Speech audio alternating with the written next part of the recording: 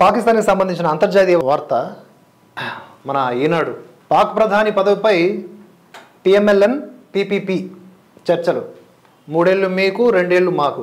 వీళ్ళకి తెలియట్లేదు, వీళ్ళకి తెలుసు, ప్రజలకు తెలుసు ఈ 5 ఏళ్ళు ఆర్మీవే అని. 3 ఏళ్ళు మీకు 2 ఏళ్ళు మాకు అంటే కామెడీ.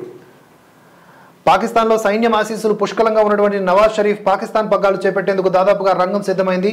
ఆదివారం షరీఫ్ నేతృత్వంలోని పాకిస్తాన్ ముస్లిం లీగ్ నవాజ్, బిలావర్ భుట్టో జర్దారీ నాయకత్వంలోని పాకిస్తాన్ పీపుల్స్ పార్టీలు సంకీర్ణ ప్రభుత్వం ఏర్పాటు చేసేందుకు సూత్రప్రాయంగా అంగీకరించాయి. ఈ చర్చల్లో అధికార పంపకంపై కొన్ని కీలక ప్రతిపాదనలు ముందుకొచ్చాయని సమాచారం. తమ చైర్మన్ బిలావల్ భుట్టో జర్దారీకి ప్రధాని పదవి కావాలని చెప్పేసి పీపీపీ గట్టిగా పట్టుబడినట్లు సమాచారం. ప్రధాని పదవిని 3 ఏళ్ళు పిఎంఎల్ఎన్ 2 ఏళ్ళు పీపీపీ పంచుకోవాలన్న ప్రతిపాదన పైన కసరత్తు జరుగుతోందని బిలావల్ వర్గాలు చెబుతూ ఉన్నాయి. అసలు ఆర్మీకి చిరాకు వచ్చిందనుకోండి, వీళ్ళిద్దరిని వేసేసి తనే రూలింగ్ చేస్తుంది అక్కడ. ప్రధాని పగ్గాలను ఏ పార్టీ ముందు స్వీకరించాలన్న విషయంపై ఇంకా స్పష్టత రాలేదు.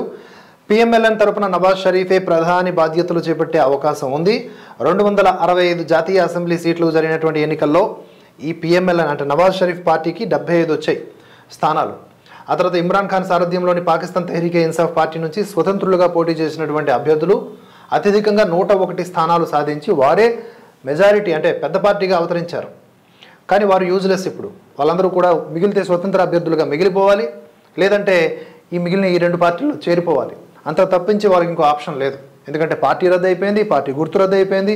ఆ అధ్యక్షుడు ఏమో చెప్పేసి జైల్లో ఉన్నాడు, ఆయన ఎప్పట్లో బయటికి రాడు. బయటకు వస్తాడు, మళ్ళీ ఆర్మీ ఏమన్నా అతను ఉపయోగించుకోవాలనుకుంటే. పిఎంఎల్ఎన్ పీపీపీ పార్టీలు కలిస్తే మొత్తం 129 సీట్లు అవుతాయి. 6 స్వతంత్రులు కూడా ఆదివారం పార్టీలో చేరినట్లుగా నవాజ్ షరీఫ్ పార్టీ ప్రకటించింది.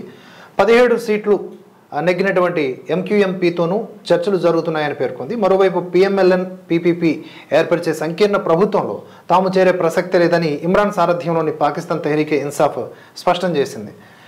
వారితో కూటమి కట్టే కంటే ప్రతిపక్షంలో కూర్చోవడానికే ఇష్టపడతామని పేర్కొందట.